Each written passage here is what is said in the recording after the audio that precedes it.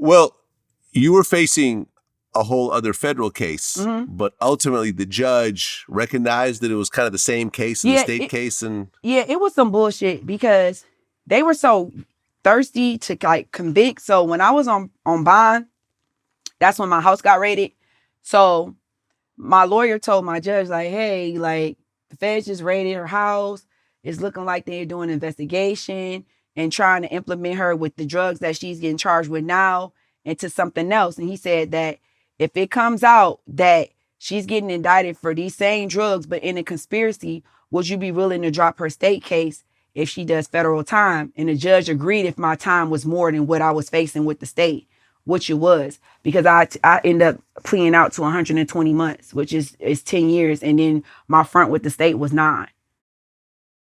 Got it. So you could have potentially done 20 years. Yes. Yeah. But it ended up turning out better for me.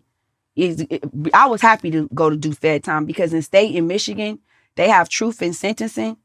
And in Michigan, you do day for day. You do every day of your time, and then you go up for parole. And then it's up to them to decide if they want to give you parole or not. In federal prison, I was able to do the drug program, which is called RDAP. That takes a year off your sentence, which completes it. And then you can get 6 months halfway house. So if you do the halfway house in a year, that's like 18 months cut off your time. And then you do 85% of your time. So you get like 47 good days a year. So it kind of worked out for the best. Well, in 2015, like you had mentioned, your dad gets compassionate release. Mm-hmm. And then 6 months later, he ends up passing away. Yep. 6 months later, he died. You're still in prison at the time. I watched my dad die on the computer screen in prison. Like where I was at, like the prison I was at in the federal system, when they get new things, like they put it through a pilot program. So around that time, they had put a pilot program for video visits. Like you log on, you pay for it, but I think it might be like $25 or something, but you pay for it, but you get 30 minutes on a video visit. And you can schedule them. You could probably do 2 or 3 a week. I don't quite remember. But when my dad came home and I seen that he was getting sick, I started scheduling them more frequently. And this particular day, every time I have a visit, I always come home like, don't forget to log on the computer at, 6:30 or whatever. And this particular day, I had called my mom like, hey, like, don't forget 6:30 is the visit. And she was like, Brandi. I'm like, yeah.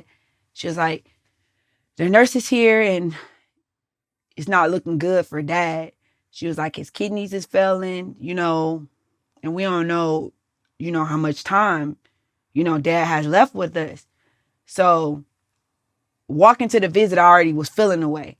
But mind you, I had just seen him 2 days prior, like dementia kind of, like he stopped talking, you know what I'm saying? Like eventually he stopped walking.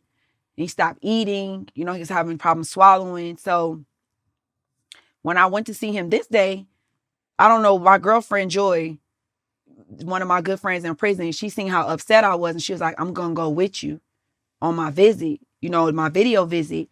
And usually you're not supposed to have people back there with you if you don't have a visit scheduled. But this particular day, it was like one girl in there in that back room where we have our visits. And my girlfriend came in with me. So when I logged on the computer, everybody was at my mom's house. Like all my childhood friends, like all his grandkids, like everybody who meant something in our family was at the house. So I kind of was looking like, and I was like, let me see my dad, like I want to see him. And when I seen him, he looked totally different than he did 2 days ago. Like he was like laying there, his eyes was halfway open, like his mouth was kind of like gapped open. He just looked so little and frail, and it's like I lost it.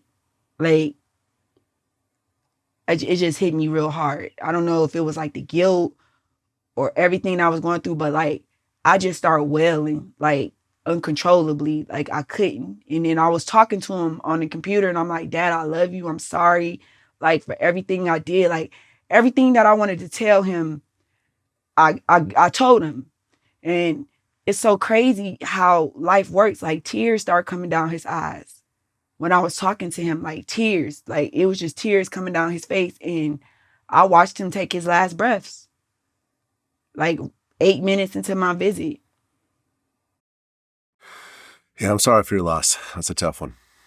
It was. It's a tough one. It was. And then to watch my son see that same thing, and I can't hug him or comfort him or be there for him because my father was the only son, the only father my son knew. He called my daddy daddy. He don't remember his dad. Like when he was a baby, the first year of my son's life, I was there when I was pregnant, I stayed with my parents and I stayed with them until my son turned 1. So when he looked at my daddy, his first words was dada to him. Like he didn't call him pops like the rest of the grandkids. He called him daddy. So for me to see him lose his father and now I'm not there to console him, that made me feel even worse. Well, that next year in 2016, you get released on May 3rd. Yeah. Today. Yeah, May 3rd. Today, exactly. Yeah, it's my 6-year anniversary. How much time did you serve at that point? 7.5 years. And when you get out, your son is 11 years old. Mm-hmm. So you miss, just a lot. His first day in kindergarten. First tooth. Tooth. Riding a bike. Learning how to read and count. First football game. Yeah, first everything. Yeah. I missed it all. How tough was it to try to really become a mom again to this child who didn't really get to see you as much as he should? For me, I got to thank my mom and my sisters. It take a village because never once did they make me feel like an outcast. Even if I was in prison, if my son got in trouble, I'll call my mom. She's like, let me tell you what your son did. Now, what do you want his punishment to be? She always kept me involved. So even though I wasn't there physically, she never made me feel less of a mother. We made decisions together when it came to my son. If she felt he got in trouble, she'll let me tell her what to do as far as punishment, and between my mom and my sisters, they rotated, taking turns to bring my son to come see me. So for me, if it wasn't for them, I probably wouldn't be as close as I am with my son because when I was in prison, it's a lot of girls who didn't see their kids at all. It was a lot of girls who didn't know where their kids was at. Some of them lost their kids in the system. So I felt very grateful and very blessed that I had that village and that family around me that gave me the opportunity to still keep that bond strong between me and my son. And even when I came home, he never act different.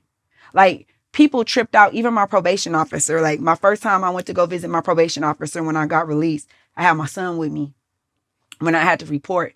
And she just watched the interaction. And she knew my family because she was my dad's probation officer when he got released. So she already had a relationship established with my family. And when she seen me on the visit, she told me straight up, and me and my probation officer got along really good, And she told me, she's like, I'm not gonna lie.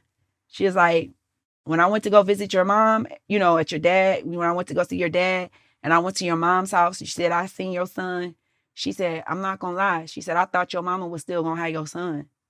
She didn't think that I was gonna come home and go right into mommy mode, and she just had to, she gave me my respect. Like, I really respect that. Like, that you took your son and got that burden off your mom and you doing everything you need to do to step in as a mother. And she said, it looks like you haven't missed a beat. Like people would never think when they seen the interaction with me and my son that I was gone from his life for that long period of time. Well, now you're out of prison, but you're still on probation, right? I got off probation. No. I don't mean now, but I mean as you're coming out of prison. I'm not on probation. Yeah. When I got out of prison, I had 5 years supervised release. 5 years. I end up getting off in 2.5 for doing everything that I was supposed to do. They released me early, so I was on probation for 2.5 years. And at this point, you can't go back to hustling, laundering, anything else like that. You get a job at a car dealership. Yep. It's so crazy because that was the first job I ever had in my life.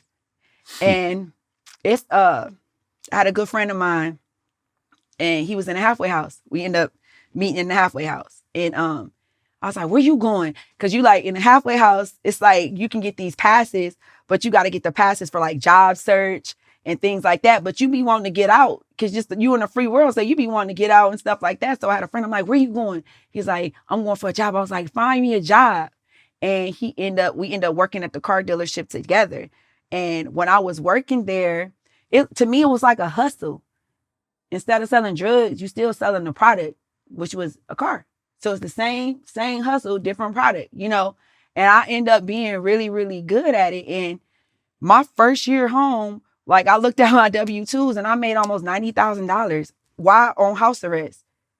So I was able to get my car. On house arrest, I got me a new car. I got me an apartment. I furnished my apartment all while still being on house arrest, working at that job. And I ended up building a rapport with one of the owners. And, you know, I gradually moved up in the company. You know what I'm saying? And I gotta give, and I really am thankful for that, because a lot of people look at your past and you having a felony and they'll look at you like they don't want to deal with you. And they gave me an opportunity and a second chance. And that was really the thing that was able for me to stay on the right path and change my life for the better. Right. But the money is not as fast. You got to pay taxes. Yeah. Right? Yeah. When I seen them take them taxes out my check, I was looking like, oh, this is my check. And then when you see how much taxes they take, I'm like, well, damn. But to be honest with you, Vlad, I'm going to be real with you. After you go through all the stuff that I've been through, and when I sat down in that prison after all that stuff was over, and you able to sit down after you didn't close that chapter of your life and you doing your time, I don't know for everybody else, but for me, that was a game changer. You know, everybody think it's cool and shit to, yeah, the rollies, the chains, the cars, yeah, all that shit cool. It's cool when you got it. But when you sitting in that motherfucking prison by yourself, and all them people that act like they was your fucking friend, and they ain't send you a fucking dollar, and the only people you can rely on is that them close little people in your family, it goes to show you that game don't got no love for nobody. You know, people need to think about that before they do stuff. Because at the end of the day, when all that glitz and glamour is gone, and you left with nothing, you're going to see who really in your corner and who there for you, because it ain't going to be many. Yeah, I mean, it's a story that I hear over and over again. I've interviewed some of the biggest kingpins of all time, and the story's always the same. When I went in, we put money, with some of my people. I put my property in other people's names. Yep. And by the time I got out, the money was gone. Nothing. The property was still in their names. They didn't want to sign it back over to me. And the one thing, that I want to ask you, and this is something that me and Freeway Ricky talked about. When he initially got busted, it was his plug that turned against him and testified against him. And he was just so angry when he first got to prison, because he got life in prison, which he eventually got to overturn. But at first, the first few years was just anger. And then at one point, he just realized that the drug game comes with the snitching. So if you want to get in the drug game, you should assume, not be surprised, but just assume that you will be snitched on. And once he accepted that, then he was able to kind of get a bearing on where he needs to go in his life. And then that's when he started to research and eventually, get get his life sentence overturned. When you first went in, because obviously you're very angry over AJ snitching on you, JT snitching on you. But at one point, did you kind of come to the conclusion that, something? I decided to go in the drug game by myself. No one put a gun to my head and said, dealing these drugs. So when these people turned against me, that just comes with it. And I can't be mad at them. I have to be mad at myself. That happened to me probably let's say, I think that more so for me, when I went to prison, I was a little bitter. I'm not going to lie. But I had to start talking to other people, other women, hearing their story. You know what I'm saying? Like, I have a prison mom. I'm still me. That's still my heart. Like, I'm still in touch with her today. We call her Mama. Her name Matilda. And I heard her story. And people always think that they going through something and it's just the worst thing in the world until you talk to somebody else and you hear their story. And she was doing 30 years in prison. 3 of her sons was doing life in prison. And that lady was getting charged with money laundering at first. And when she went and testified against her sons, they charged her with the same things they charged her sons with and gave her 30 years. And she had 10 kids. So she had 10 kids and left 7 kids behind. And when I started hearing other people's story and things that they was going through, I had to rejoice and be thankful for my little 10 that I got, because she had 30. She went to prison when she was 40-something. She didn't come home until she was in her 60s. So for me, my turning point was meeting other people and hearing their stories and what they've been through. So it made me look at my situation like it's not as bad because it could have been worse. You know, so I didn't want to go in there and do my time all angry and disgruntled. So what I did was I said, okay, this is what I'm going to do. When I come in here, I'm going to work on being a better person than I was when I came in. I want to leave and be a better woman. So when I was in prison, I took every damn class you can think of. I went to cosmetology school. I took a firefighter program. So I'm a certified firefighter. I'm a licensed cosmetologist. I took Spanish classes. I took everything because I wanted to do my time. I didn't want my time to do me. And it ended up being a good thing for me to have that mindset because I came out a better person. Well, Brandi, quite a story and quite a roller coaster that you went through. And I think the most important thing is that there's a girl somewhere who's looking up to all the local drug dealers in her neighborhood. She doesn't want to deal with the guys in her high school because they're all broke and bummy like her. She wants the older guy with the nice car and the jewelry. And thinking that once she gets to that her life is going to be smooth sailing and all her dreams are going to come true. And I think that your story really illustrates, here's what happens on the flip side of that. Yes, you will get to ball out and have fun, but here's what happens afterwards. Yep. And then it's crazy because I met a lot of girls too, Vlad, in there that didn't do nothing. I got a girlfriend, worked a job. Her boyfriend was a drug dealer. Yes, but she went to work. You could put a kilo of cocaine in front of her face and she wouldn't even know what it was. And she got 6.5 years in federal prison because of money laundering, because they said that she lived her life off drugs proceeds from her significant other at the time. So she was guilty of money laundering and got 6.5 years and went to jail when her baby was like 2 months. You know, so I try to, I speak to girls, you know what I'm saying? And I speak to young girls and I speak to women and I try to just talk to them and enlighten them, like you said, on the flip side, because everything that's glitz and glamour, you're not thinking about the consequences that come with that type of lifestyle. Because this girl's going to jail for 6.5 years for just spending their boyfriend's money. They didn't even sell drugs. You know? Yeah. Yeah. I mean, the RICO Act will pull everyone and anyone into that situation so they could get that big bust, you know, and they throw football numbers at everyone so everyone cooperates and everyone gets dragged into it. And ultimately, you know, dealing drugs, I remember, you know, we just interviewed D Meeks, who was part of the 50 Boys, you know, Big Meech and Southwest T's original crew. And, you know, he said flat out that being a drug dealer is the worst job in the world. The drug dealer is the worst job in the world. See, what the drug dealers show you right now is, oh, I got all the women, the pretty women. Oh, you get the best women in the world. You get the best cars. You get the flyest suits and all that. But you don't see that guy that's laying in your garage at night, so, you know, who trying to wait on you. You don't see them trying to kidnap their family. You don't see people shooting at you. You don't see people trying, you know, and they do anything, putting bombs under your car and all type of, you don't see the stress and the, you know, the jealousy. The jealousy is what messes up the dope game, because you could be right here and selling drugs and have a Benz, and you could be the other guy on the other side selling drugs with a Lamborghini, and the guy with the Lamborghini hate the guy with the Benz. And y'all making the same money. Why he hating it? Because this woman like him better than her. The dumbest shit in the world. It is. Yeah, there's some money to it, but you're always watching your back. Stress. With you know, the stress of it all, always looking over your shoulder, always getting shot at, dealing with both, you know, people who are competing against you, your own crew, and the police. Yep. And the bigger you get, the bigger the penalties come with it. And the more problems. The more problems come with it. You know, you're just so much better off finding an actual legal job and putting all your effort into that.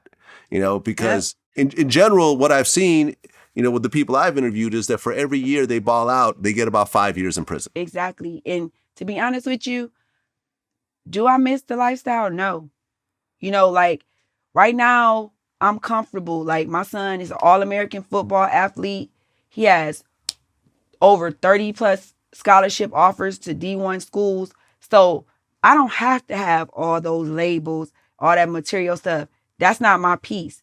My peace is being able to watch my son live out his dreams and live a life that's the opposite of what I live.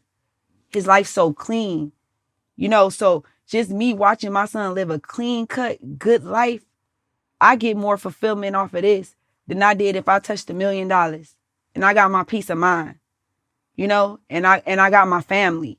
And that means, and that's priceless. You can put no amount of money on that. There you have it. Brandi Davis, appreciate you sharing your story. Thank and congrats you. on turning your life around. Thank you. You know, not jumping back in and grabbing the easy money and so forth, which a lot of people end up doing. And, you know, oh, just one more deal. You know, I'm just going to do one more deal and then I'll be set. One more time. That one more time is what, you know, what drags you under. So, you know, appreciate you sharing your story. Congratulations on your son. Looking forward to his football career. Yes. You know? Thank you. And, you know, wish you all the best. Thank you. Peace.